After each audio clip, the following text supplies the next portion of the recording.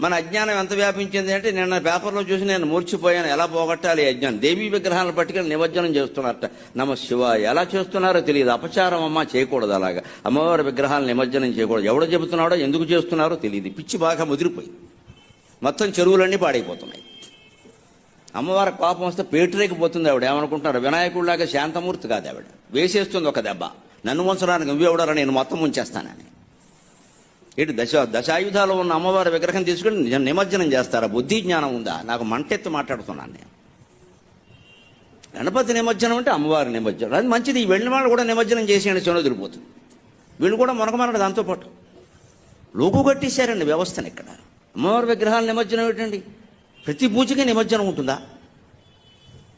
భాద్రపద మాసం కాబట్టి చెరువులు పూడిపోయి ఉంటాయి కాబట్టి, నీటితో నిండిపోయి ఉంటాయి కాబట్టి పూడికి తీస్తే మంచిదే. నా చెరువులో మట్టి తీసి విగ్రహం చేసి తిరిగి ఆ చెరువుకు అన్యాయం జరగకుండా ఆ మట్టిని అందులో కలపడం కోసం నిమజ్జనం చేయమన్నారు. నిమజ్జనం చేయవల్ల నీకేం పుణ్యమేం రాదు అక్కడ, అజ్ఞానం కానీ. చేయకపోతే పాపము రాదు. దాని వెనకాల ఒక శాస్త్రీయ విజ్ఞానం ఉంది. ఇప్పుడు అదే అజ్ఞానము అంటే దాన్ని వదిలేసి అమ్మవారికి మొదలెట్టారు ఇవాళ. ఇంకెవరన్నా మంచినీళ్ళు తాగాలా వద్దా? హైదరాబాద్లో చెరువులు ఉండాలా వద్దా? అసలు ఎంత జ్ఞానం ప్రబలిపోయిందో.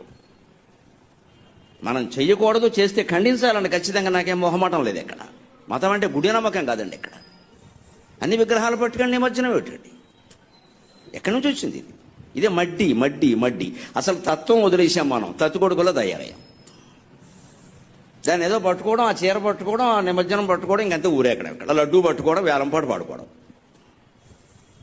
తత్వం వదిలేసాం. ఆ తత్వమే యోగ వాసిష్టం. Download ShareChat.